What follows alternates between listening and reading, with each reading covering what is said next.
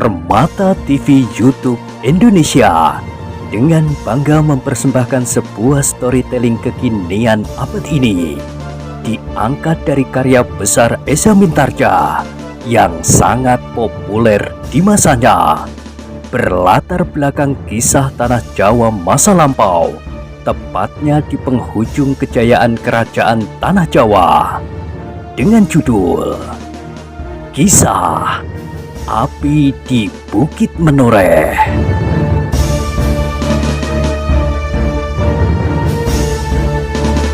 Pada kesempatan yang sangat baik ini, kita masuk pada episode yang ke-326. Selamat menikmati.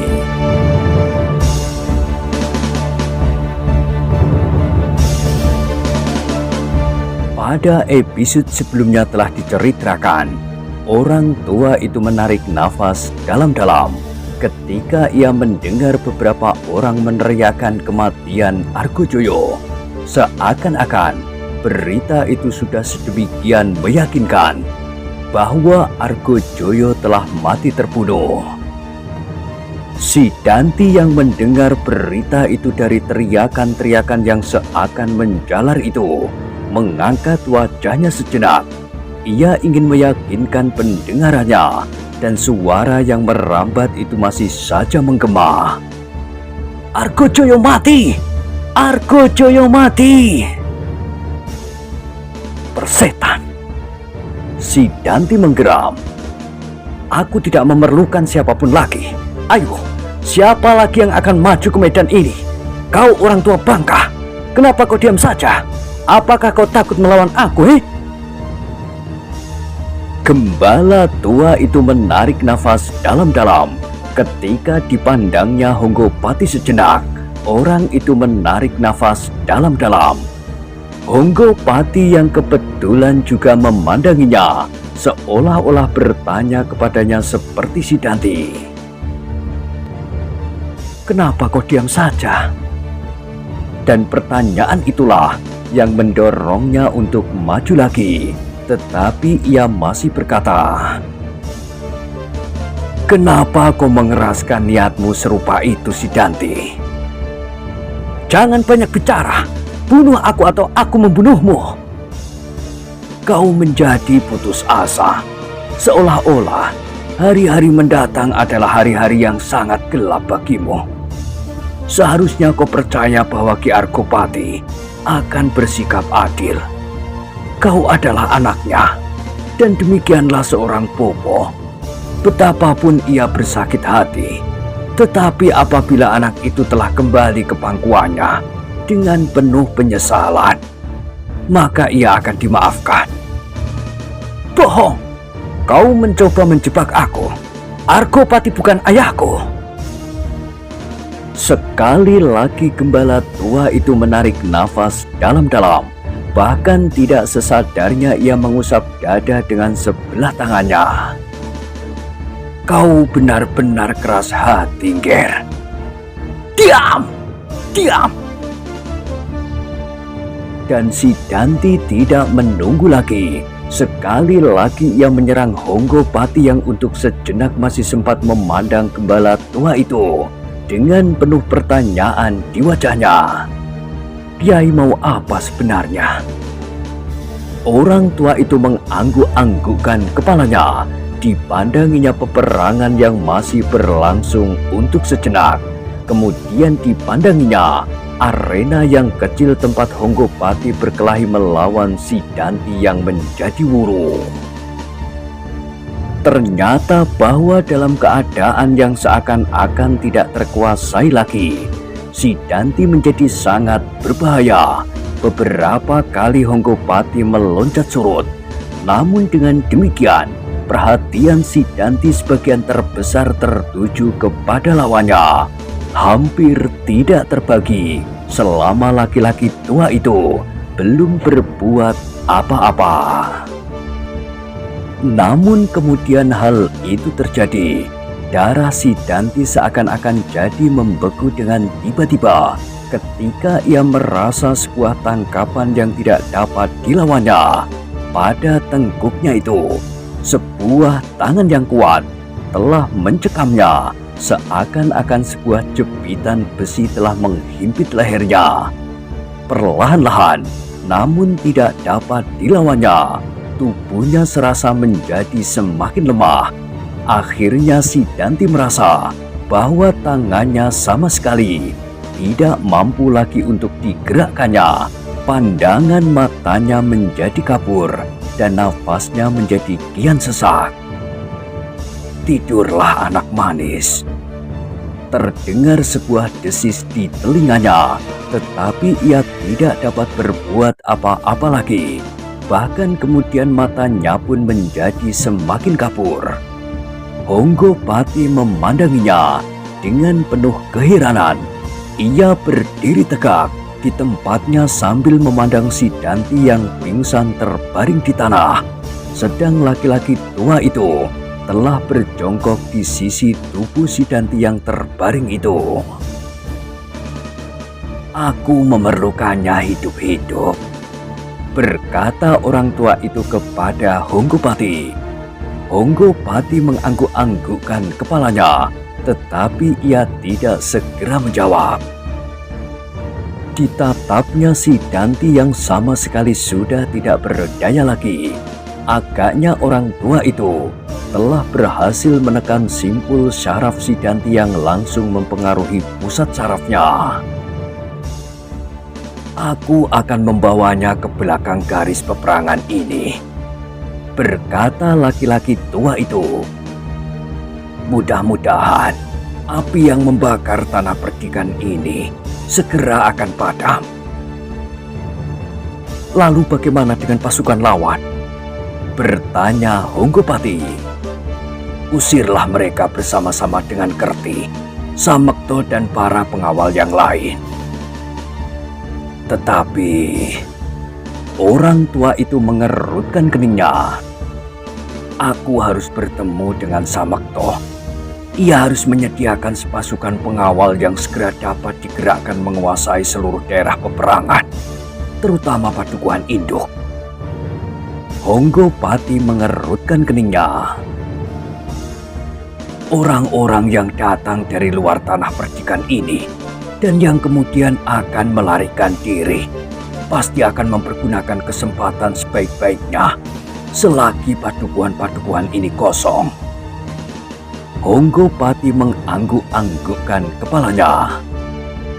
"Sudahlah, bantulah Kerti menyelesaikan tugasnya di sini." "Baik, Kiai." Orang tua itu pun kemudian memapah si Danti di pundaknya dan membawanya mundur ke belakang garis peperangan. Namun ia masih sempat menemui Samekto setelah seorang penghubung memanggilnya. "Jangan terlambat," berkata orang tua itu mengakhiri pesannya. "Agaknya 1-2 orang telah meninggalkan peperangan ini dengan diam-diam. Jalan lari itulah yang akan mereka pergunakan untuk kesempatan itu." "Baik, Kiai," jawab Samekto kemudian. Maka sepeninggal gembala tua itu, Samekto menjadi semakin sibuk.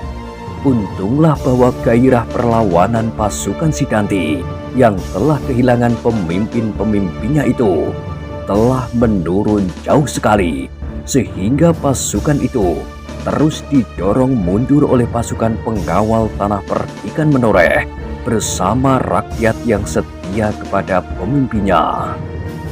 Dengan cepat, Samekto menunjuk beberapa orang yang dipercayanya. Mereka harus menebar ke segenap sudut padukuhan induk yang mungkin akan dilalui oleh pendatang yang dibawa Ki Petusuro atau kawan-kawan mereka. Memang tidak mustahil bahwa sambil melarikan diri, mereka akan mencari kesempatan dalam kekosongan untuk merampok dan merampas kekayaan yang tersisa. Seperti juga para pemimpin pasukan pengawal yang lain, Samekto memperhitungkan bahwa perlawanan pasukan lawan tidak akan dapat bertahan sampai fajar. Karena itu, maka sepasukan pengawal yang telah dipilihnya segera diperintahkannya untuk mendahului. Mereka mendapat tugas untuk mengamankan padukuhan induk sebelum pasukan pengawal seluruhnya memasuki daerah itu. Pertempuran itu kini benar-benar telah menjadi berat sebelah. Pasukan yang semula dipimpin oleh Ki Tambakwedi, Sidanti, Argojoyo dan Ki Bedo Suro itu sudah mulai pecah. Mereka menyadari bahwa tidak ada lagi yang dapat mengikat mereka di dalam kesatuan karena pemimpin-pemimpin mereka telah habis. Itulah sebabnya maka pasukan itu sama sekali tidak lagi dapat menyesuaikan diri. Hanya beberapa orang yang menjadi berputus asa sajalah yang masih bertempur dengan gigih karena mereka merasa bahwa mereka tidak akan mendapat tempat lagi di hari-hari mendatang di atas tanah perdikan ini. Tetapi mereka sudah tidak mendapat kesempatan untuk berpikir lagi. Mereka merasa bahwa tidak akan ada gunanya menyesal. Sehingga karena itu, maka lebih baik bagi mereka untuk binasa sama sekali. Sebab apabila tanah perdikan ini kembali dikuasai oleh Ki Argopati dan orang-orang yang setia kepadanya, maka mereka yang selama ini berpihak kepada Sidanti dan Argojoyo pasti akan dianggap sebagai pengkhianat. Itulah sebabnya maka kematian adalah jalan yang sebaik-baiknya. Tetapi ada juga yang memilih jalan lain, lari kemanapun juga. Demikianlah, maka seperti awan yang dihembus oleh angin, perlahan-lahan pasukan yang telah kehilangan pimpinan itu terpecah, kemudian berserakan tanpa arah. Yang mati-matilah di peperangan, sedang yang masih hidup berlari-larian tidak menentu. Sementara itu, seperti yang diperhitungkan oleh gembala tua itu, beberapa orang anak buah Ki Bedo Suro dan kawan-kawan mereka memang mencoba mempergunakan kesempatan dalam kekisruhan itu. Tetapi pasukan khusus yang dikirim oleh Samakto telah memasuki padukuhan induk itu lebih dahulu. Mereka segera memencar ke segenap sudut, sehingga mereka dapat langsung mengawasi orang-orang yang melarikan diri dan mencoba memasuki rumah-rumah yang masih berpenghuni.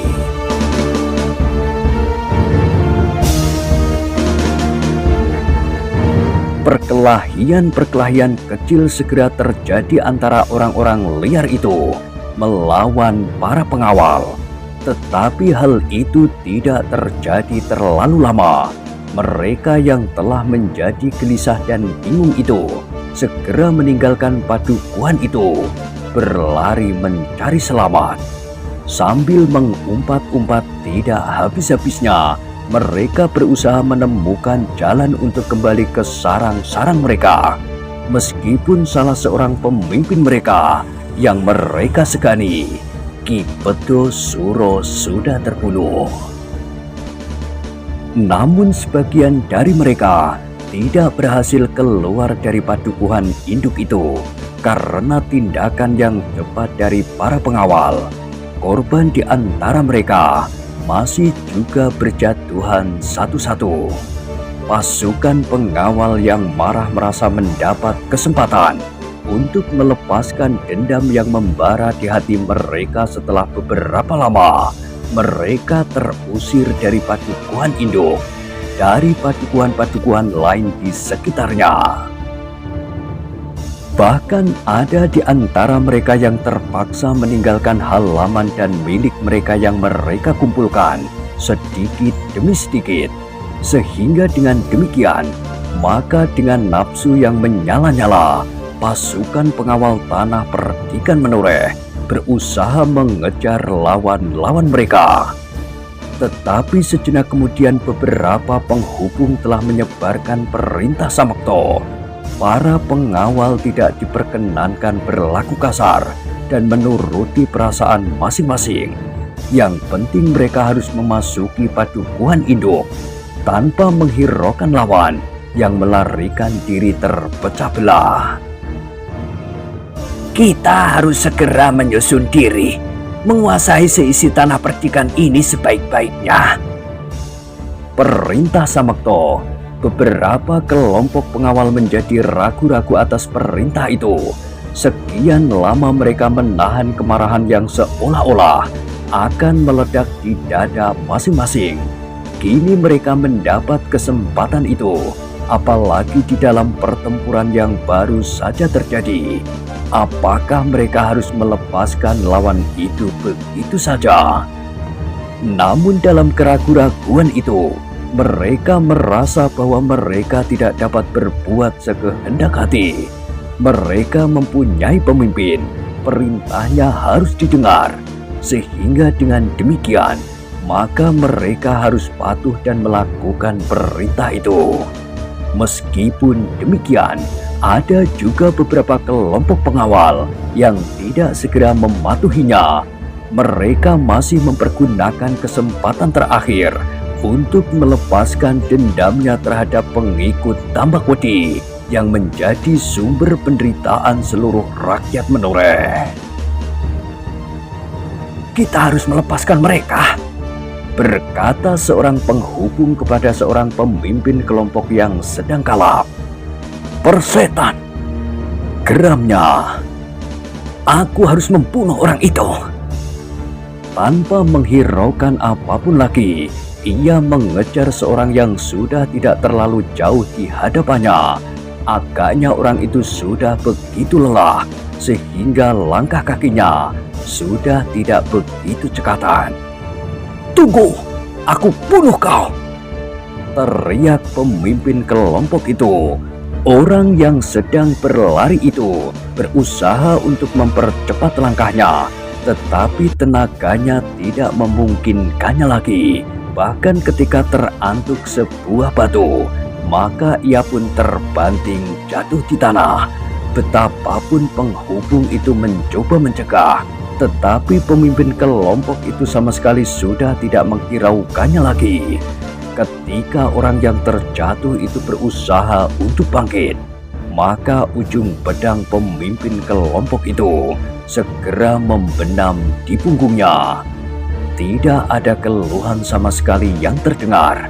Orang itu terlempar dan jatuh tertelungkup, sementara langit menjadi semakin cerah. Beberapa langkah di belakang mereka, beberapa orang pengawal di dalam kelompok itu pun berdatangan. Salah seorang anak muda yang tidak dapat menahan diri segera berteriak, "Cincang saja, pengkhianat!" Yang lain menyahut, "Ya, cincang pengkhianat itu!" Pemimpin kelompok yang tidak dapat menahan hati itu pun kemudian dengan geramnya mendorong orang yang sudah terbunuh itu dengan kakinya, sehingga tubuh itu pun kemudian menelentang. Tetapi demikian pemimpin kelompok itu melihat wajah orang yang dibunuhnya. Tiba-tiba ia membeku, tangannya menjadi gemetar dan bibirnya bergerak-gerak. Terdengar suaranya sedang, "Kakang! Kakang, kaukah itu?" Semua orang tiba-tiba saja mematung di tempatnya. Ternyata orang yang terbunuh itu adalah kakak pemimpin kelompok yang dengan tangannya sendiri telah membunuhnya. "Kakang!" Suaranya semakin lirih. "Kenapa kau berpihak kepada si Danti? Aku menjadi gila karena aku menyangka bahwa kau justru telah terbunuh oleh mereka." Suaranya tiba-tiba merendah. "Sejak kita terusir dari padukuhan induk, kita tidak pernah bertemu lagi. Ternyata kau terpikat oleh janji-janji mereka."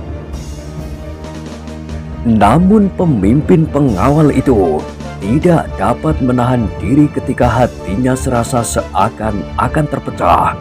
Perlahan-lahan ia berjongkok di samping tubuh kakaknya yang telah membeku. Katanya perlahan-lahan sambil menyilangkan pedang di dadanya.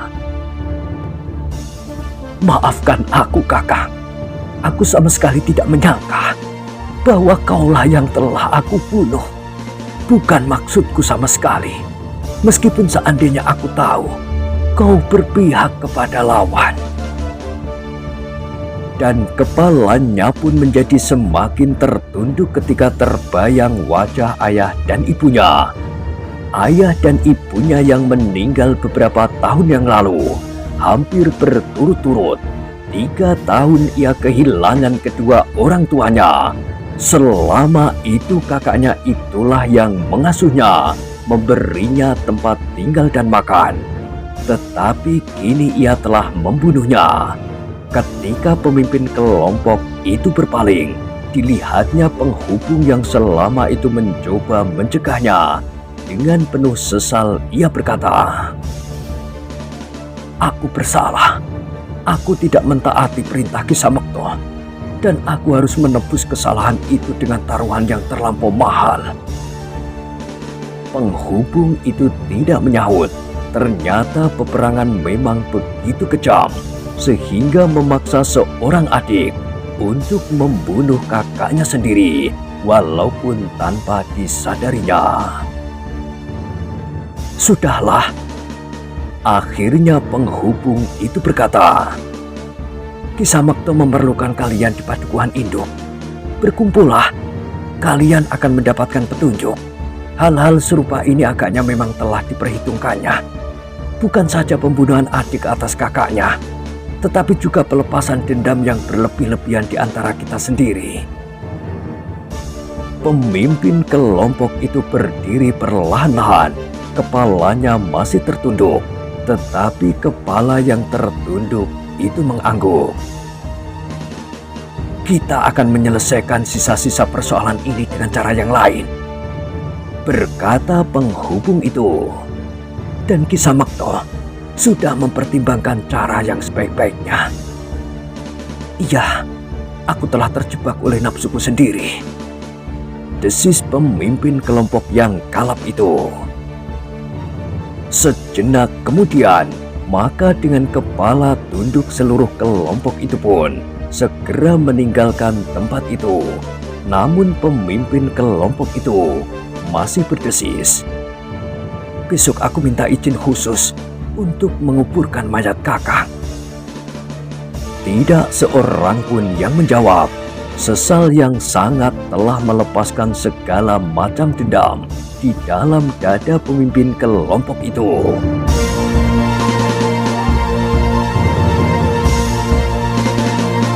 Sementara itu, di bagian lain dari medan peperangan, masih terjadi beberapa keributan kecil, tetapi semuanya segera dapat diatasinya. Beberapa kelompok pasukan pengawal telah berada di Padukuhan Induk. Mereka segera mengambil tempat-tempat yang penting untuk menghindari hal-hal yang tidak diinginkan, terutama dari orang-orang pendatang yang jelas akan mempergunakan setiap kemungkinan yang terbuka dalam keadaan apapun. Dalam pada itu, Ki Arkopati yang ditunggui oleh Pandanwangi telah semakin menyadari keadaannya. Titik air di bibirnya membuat sedikit segar. Dan ketika perang itu berakhir, Ki Arkopati telah dapat mengerti apa yang telah terjadi di sekitarnya. Tetapi ia pun menyadari bahwa keadaannya menjadi semakin lemah karena luka-lukanya bertambah parah.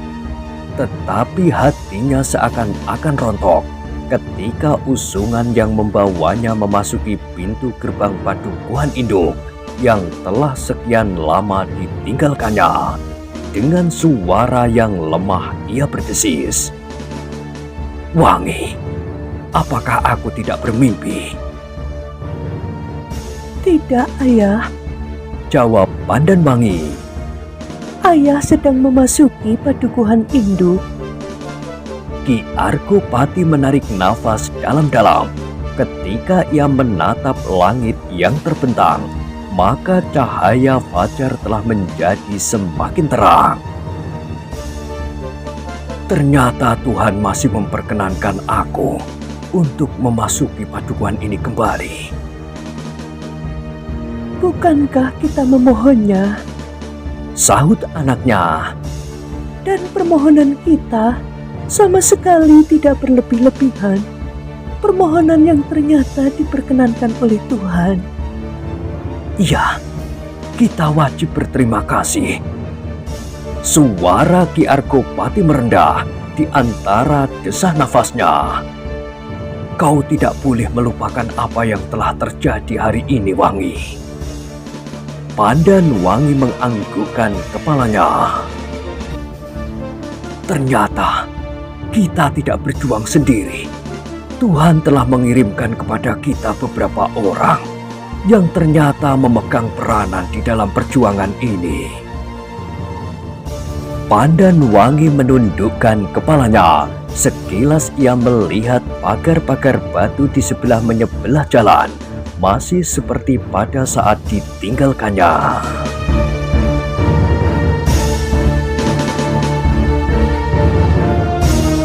Kemudian terbayang sekilas di dalam ingatannya dua orang anak-anak muda yang mengaku bernama Kupolo dan Kupito. Anak-anak muda yang serasa dibayangi oleh kabut rahasia yang tak terpecahkan. Sejak permulaan peristiwa yang membakar tanah perdikan ini, kedua anak muda itu telah menunjukkan dirinya. Tengkuk Pandan Wangi meremang kalau terkenang olehnya beberapa laki-laki yang kasar yang telah mencegatnya. Kemudian di jalan pulang bersama Samakto, ia bertemu dengan seorang gembala bernama Kupito. Gembala yang cakap bermain seruling. Namun sejalan dengan itu, terbayang juga di dalam kenangannya betapa si Danti telah berusaha melindunginya sebagai seorang kakak. Ketika ia hampir-hampir menjadi berputus asa, si Danti telah melepaskannya dari tangan orang-orang liar itu. Tanpa disadarinya, Pandan Wangi menundukkan kepalanya. Kini kakaknya itu menjadi seorang tawanan yang menurut penilaian orang-orang menoreh adalah seorang pengkhianat bersama pamannya, Argojoyo. Pamannya yang sangat baik kepadanya sejak ia masih kanak-kanak, yang pernah mendukungnya pula bergantian dengan bibinya, apalagi apabila ia sedang menangis karena dimarahi oleh ayah dan ibunya jika ia nakal. Cup-cup Wangi, pamannya selalu mencoba menghiburnya. Ibu nakal, ayah juga nakal. Mari bermain dengan paman saja. Cup-cup, cup ya. Dan ia pun kemudian didukung ke kebun di belakang rumah di bawah pepohonan yang rimbun, sehingga kadang-kadang ia tertidur di dalam dukungan. Dan sekarang seperti kakaknya, pamannya adalah seorang tawanan. Wajah Pandan Wangi menjadi semakin menunduk. Dalam waktu sekian tahun itu, ternyata telah terjadi banyak sekali perubahan. Ada yang pergi dari hatinya, tetapi ada yang datang pula, yang sebelumnya belum pernah dikenalnya. Kini mereka bersama-sama justru berhadapan dengan orang-orang yang ada di sekitarnya di masa kanak-kanak. Argojoyo dan si Danti telah tersisih dari lingkaran hidupnya itu, dan kini hadir gembala-gembala itu dengan ayahnya yang tua. Pandan Wangi terkejut ketika ia mendengar ayahnya yang berada di usungan di sisinya berkata lirih, "Kita telah sampai di mana sekarang ini, Wangi?" Kita hampir sampai di rumah, Ayah. Terdengar sebuah desa pendek. Tetapi Ki Argopati tidak bertanya lebih lanjut.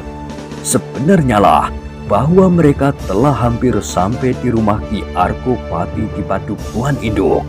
Sebentar kemudian, mereka telah berada di sebuah lapangan rumput di muka sebuah rumah yang berhalaman luas. Ki Argopati menarik nafas dalam-dalam. Iring-iringan itu pun kemudian menjadi semakin mendekati regol halaman. Sejenak mereka berhenti ketika dua orang pengawal mendahului untuk melihat keadaan. Ternyata Samekto telah berada di halaman itu bersama Kerti. Dengan tergesa-gesa, mereka menyongsong Ki Argopati yang masih berada di dalam usungan. "Marilah Ki Gede," berkata Samekto. "Semuanya sudah dipersiapkan, meskipun dengan tergesa-gesa. Halaman ini telah bersih dari kemungkinan-kemungkinan yang kurang menyenangkan. Para pengawal telah menebar di segala sudut, di halaman depan, samping dan di kebun belakang. Isi rumah ini pun telah kami periksa dengan teliti, dan Ki Gede kemudian dapat beristirahat dengan tenang." Ki Gede menoreh mengerutkan keningnya. Terasa luka-lukanya menjadi kian perih. Namun ia berdesis, "Terima kasih Samekto." Ki Gede pun kemudian diusung memasuki regol halaman. Pandan Wangi hampir-hampir tidak dapat menahan harunya, sehingga sepasang matanya pun menjadi basah. Tetapi ia bertahan untuk tidak menitikkan air mata. Dicobanya berjalan dengan tegap di samping usungan ayahnya. Dicobanya untuk menengadahkan wajahnya, menatap tangga-tangga pendopo rumahnya.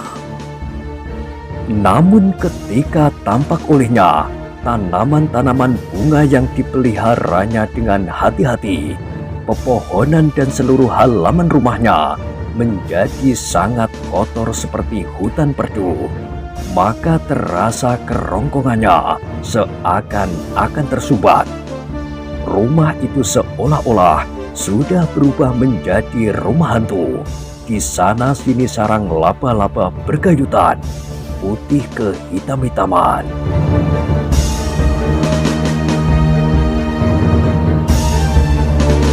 Agaknya selama rumah ini ditinggalkannya, sama sekali tidak pernah dibersihkan.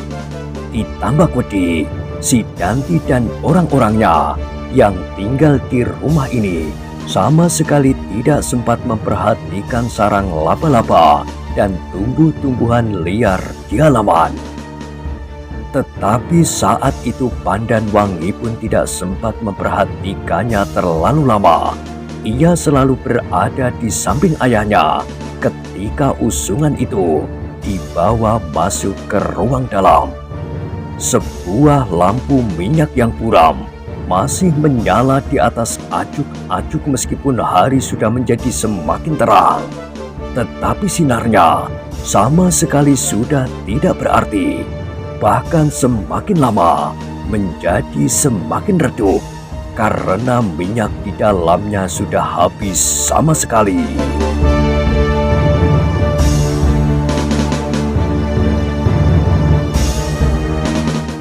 Nah, bagaimanakah kisah selanjutnya? Silahkan ikuti terus kisah Api di Bukit Menoreh pada episode berikutnya. Sampai jumpa.